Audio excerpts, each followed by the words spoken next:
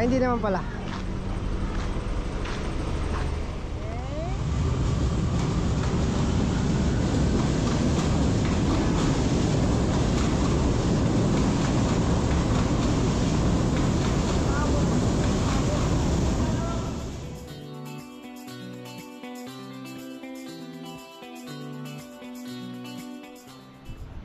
You know, Tuesday morning. Ayan, kamusta po kayo lahat?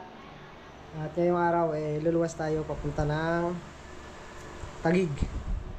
So, sisilipin muna natin yung area kung ano ang tsura yung gagawa natin na bahay. So, luluwas muna tayo. And then, pag nagkasundo, estimate ng gamit, tapos kung sakaling magkasundo, tawag ito, makaundas, balikan namin makaundas. So, antayin niyo yan at tingnan muna natin yung area. Yung sabi sa ano to, sa Taguig, yung likuran nila Laguna Lake. So tingnan natin.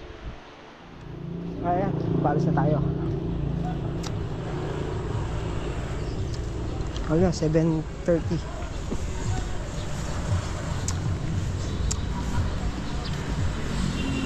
Tayo ng Bikutan.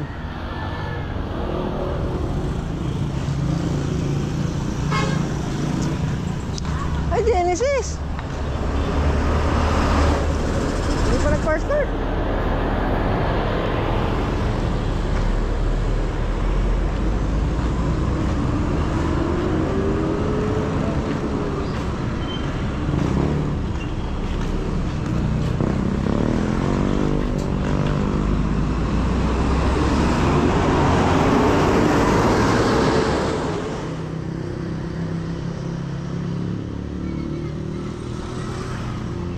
Ay, hindi naman pala. Uwi na sila. Hindi naman pa. Uwi na tayo. So, bumiyahe kami. Bumiyahe kami ng 8. Nakarating kami dito 10:33. Halos 2 oras at kalahati ang biyahe. Naging biyahe natin yun. Saka sumakay pa uwi na. Saka sumakay pa uwi. Dito na tayo sa may monumento, harap ng Grand Central. So ayan, palabas tayo sa monumento.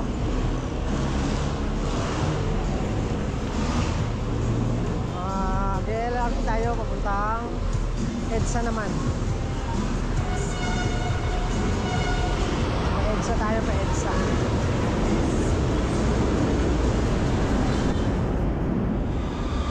Ano yung tren?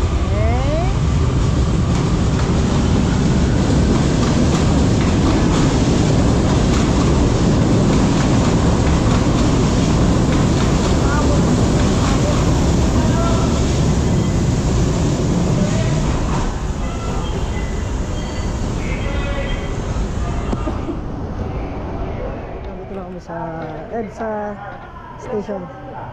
Diba? Oh.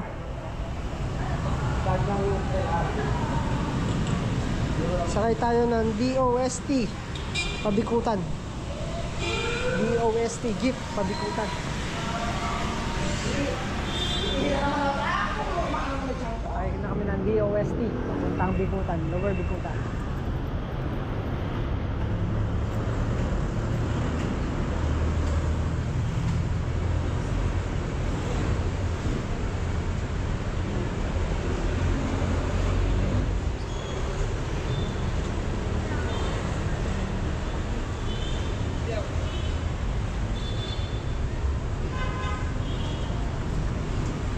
Tapos sasakay tayo ulit ng Bagong Bayan.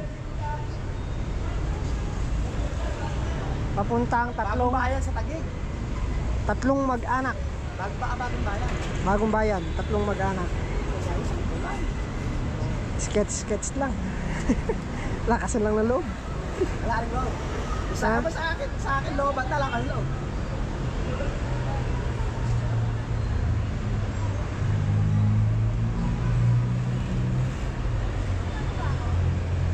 Simbahan. Pag sakay natin ng Bagong Bayan, Baba tayo ng 3 mag-anak sa may simbahan. Sunduin na tayo doon. Let's go. Tricycle, papuntang ito? Bikutan Market. Palengke ng Bikutan. Ayos, back to back.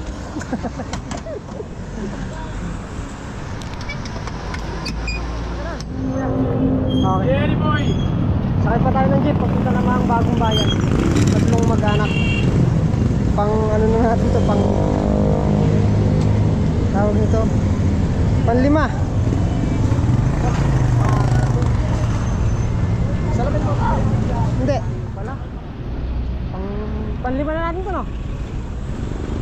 Magkano yung pamasahe sa jeep? 13.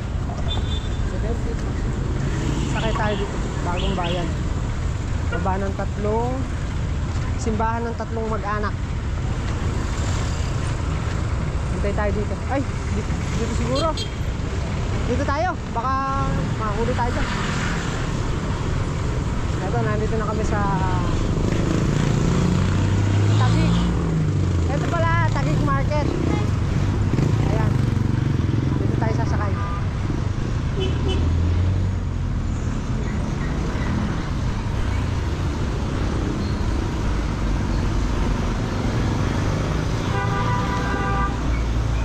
Nakarating tayo ng Taguig Market.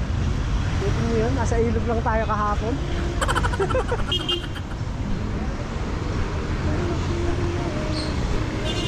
Natot, nasa ilog lang tayo kahapon, ay nasa Taguig na tayo. Yung e-bike, pinamamasada nila. E-bike!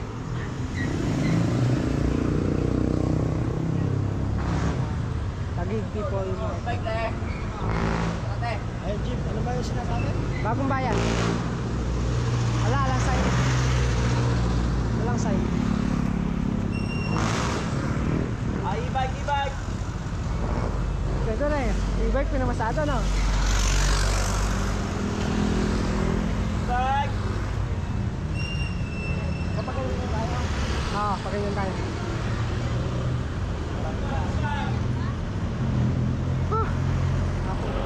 Okay, at nandito na kami.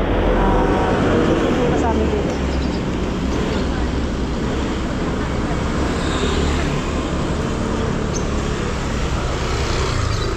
Hintayin lang natin, tapos pupunta na sa kanila. Ayun, nandito na kami. Sa harap ng Rosie. Bagong Bayan, Taguig.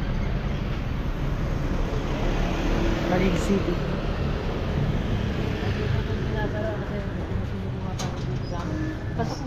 Sige po. Pare, baka Hindi po, nakaharap po sa akin. okay yan. Sige. Spinita.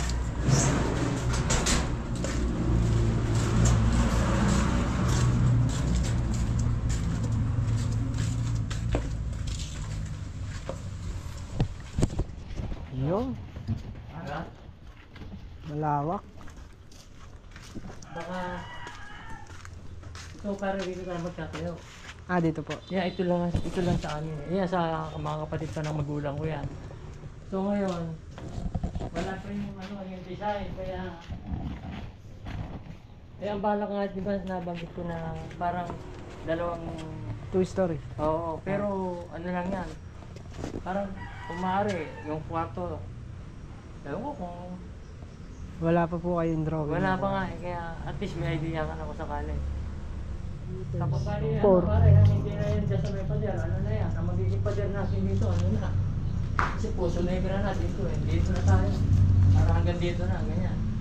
Yung Hanggang- normal na laki ng ano, sa dalawang Pwede naman isama natin siya. Pwede naman pong isama sa loob yung pinaka. No. Ayaw yun. Pare, kasi ayaw niya. kaya nga alis ito, lahat ng septic tank nito, nasa loob ng bahay. Ah, sige. Ayoko Ayaw dyan. Oo, adjust tayo dyan. Ano ito eh, ayoko na may septic tank sa Oo, ayaw niya nasa loob. Yan. 2 meters. 5. Dyan. Yan ang susunod. Nya, dun, sa dulo. Eh, 4. Ariel, paano yun? Halimbawa, Six. taas tayo dyan. Opo, mataas po dyan. Ayun, paano kung magpaplata dyan? Lilipat tayo sa kabila. Basta pwede pa tayo dyan, makakapasok pa tayo sa kabila. Oo po. Okay yan. Hindi, kasi Five. sila nakakapasok sa atin. 6, 7. 30. Ah, po pala. 7, 7, 5, 35. 7, mapang 7 meter, no? Oh, 35 square meter. 5 yung gagawa. Ang hinahanap ko. Ha? Ayun, matatanggal na yung pader na yun. 35 square meter. Pwede din mo dyan ng tangke. Sa harap. Ayaw rin. Ayaw. No, pare, Dun dapat na. kaya nga gagawin ko, gusto ko na wala sa loob at nakatago. Hindi kita. I-adjust pa po natin dito sa loob. Malamang magbabawas dito pagka ano. Magdadagdag. Kaya kukuha dito pagka medyo maliit na rito. Ah, bago gumawa, magtitibag na rito. Malamang nito mga kukuha pa siguro ng mga 1 metro dito. Ah, malaki-laki na. 5 by Yun na, yung 7 by 6. Nasaan na ba yung sukat mo hanggang dito? 5 meters po mula dun sa nag-allowance kami 150 para sa septic tank tapos 5 meters. 5 meters. Kung kukuha pa ng 1 meter, bali magsi 6, 7 by 6. Oo, halo. Magsi 7 by 6 square Kasi meter. ang importante maitayo yung bahay bago gibahin yung harapan. Pwede naman po yan. Yung matinong bahay na yun sa harapan, kikibahin yun? Oh. Pag kaya mo tumigil mo, sa'yo na lang yan. Mainit yan. Maano na. Sayang na may bahay. Ah, no, tingnan mo. Mamaya pagpasok mo makita mo. Wala rin tagat. Ano? Yung pinakabubong. Ano po ba, roof deck? Na-roof deck? Yung pong bakod na yun, sa inyo pa po sa akin. Amin yan. Sa inyo pa po. Bayan natin yan. Pwede pong gawin natin dyan.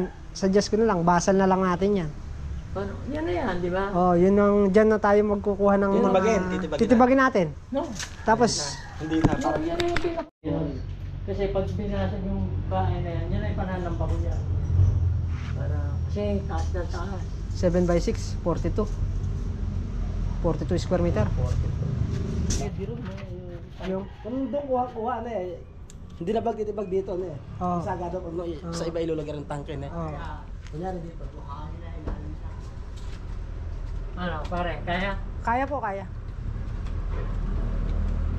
Bakit? 7 by 6, 42. Akala mo isang 2 level, isang Isang family lang. Mag-ano, aparte. Magkahiwalay. sa kanila sa ilalim, amin yung itaas. Mm. Eh, baka nga, dalawa option, pare, o tatlo. Yung nakaharap doon, at kung babasagin niya ito, pwedeng dalawa-dalawa. Dalawa. Tapos, ngayon, ang isa pang suggestion ng isang, nung SME ko, pag ito ibinalik namin sa dati, parang gigibain, hahabaan, dadagdagan gagawin 3 kwarto. Okay. Parang ito rin, pero gigibain na yung ano, kaya rin. Extension. Baga Parang hindi nabasal, yung parang ni-repair lang. Yun ang ano niya, yun ang option niya. Magbuhat doon sa harap po, pati yung naka-slab na yung kikibain. Ano Sa ba? ali. Mga kalahati siguro. Para open siguro na eh. Para Pinaka- naka-open, nakaharap sa ano na eh, sa daan. Extension pa rin. Ito pa rin yung gagamitin nila dati. So, yung itaas na yan, matanggal. Kasi gusto ko malaki yung harap. Ah, Kaya yun ang ano, kaya nga, ang sa amin, slab na yan eh. Bahay ng permis yan eh. Bibigay nga daw sa'yo eh. oh, sige, sige Pauwi na sa atin. Hindi pare, bibigyan kita ng 5,000 sa'yo na. Oh. May pera pa, may mauwi rin eh, mauwi. Maiuwi. Gusto mo, kasama mo pa yung tatay ko, kasama sa ano, yun ang mayari niyan eh. Sasama na natin sa giveaway. Hindi nga, oh. Ano? Hindi, pare, wag mo pang hinahangan yan. Kita mo, nagtitiis sila sa ganyang tirahan. Ang init dito. Mahal dahil sa init. Lalo pag yung tag-araw, pare gabi na, pumasok ka dyan. Mainit pa rin, ang sakit sa anit. Oh. Baka kulang sa ano yung ventilation eh. Kulang sa... Hindi, makapal yung floor, yung, yung roof, yung pinaka-bubong. Slab. Eh, Ginawang pang 10th floor. Ang ano talaga? Tanakan mo kahit tibagin yan. sa'yo na to. Pang-building. Sa'yo na. Pansampung palapag. Ayan, nakita mo pare, oh. Oo. Oh. Tinanggal na namin ang airpod ko para walang yan ang ginawa talaga. Ayan. Kumbaga, Para itigyan mo yung pagtatayos niyan. Oh. Napakawalang nga yan. Kaya ang init niya, no? Parang sa'yo na to. Natagdagan ko, 10,000. No? Okay, kung kukunin mo ngayon, 50,000. Ano, yung gagastusin ko dito, patigal, kalahati, bibigay ko na sa'yo. Sige.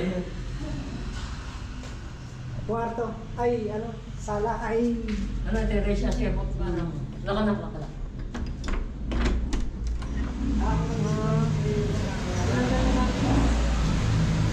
Pare, dito, umaalog yan. Hindi nyo mapuro para ko.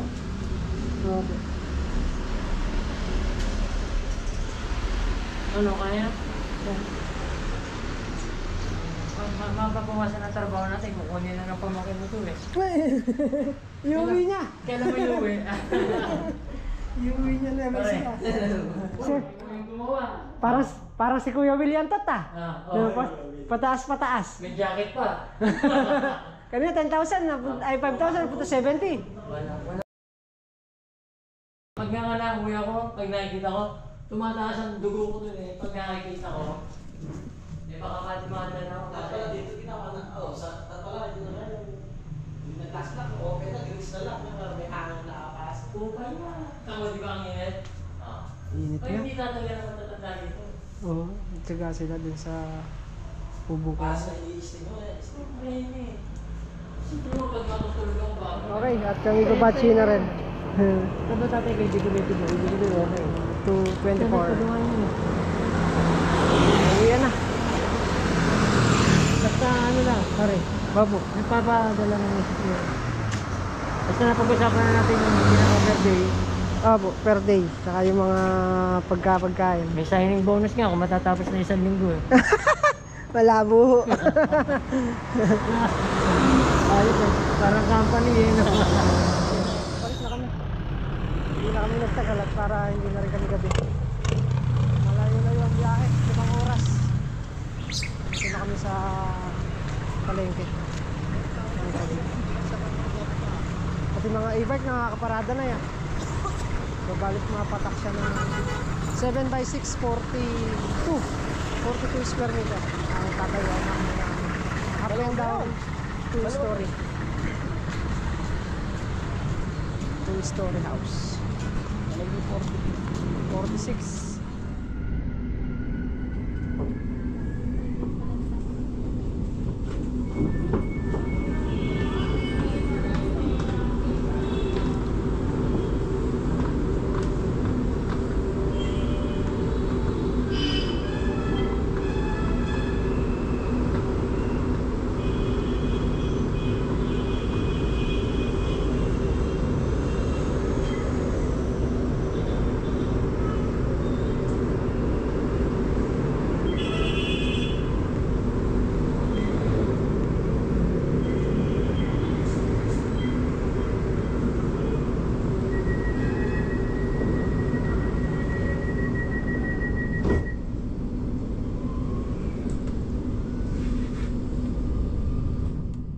Ang susunod na istasyon ay Yamaha Monumento Station.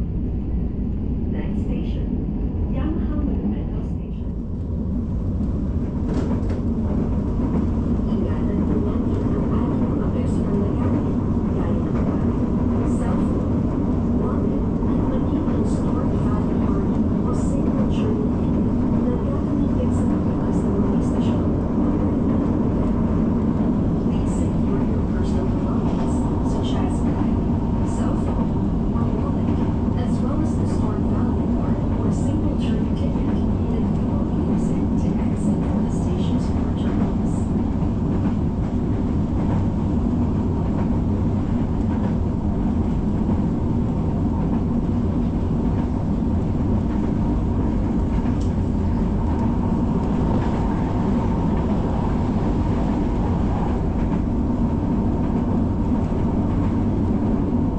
Paparating na sa Yamaha Monumento Station. Approaching Yamaha Monumento Station.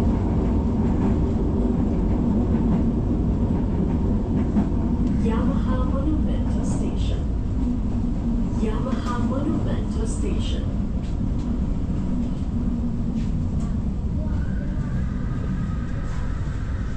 Road today.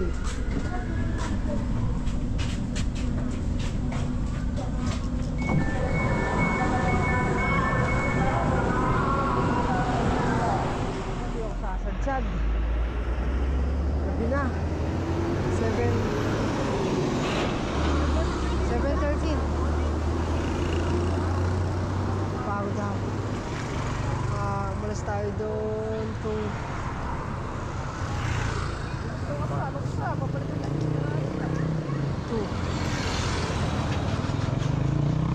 3, 4, 5, 6, 7 5 oras ang biyahe. 5 10. Kala ko di ako sasadyad. Sakit sa ulo. Bukas na lang edit nito. Bye bye.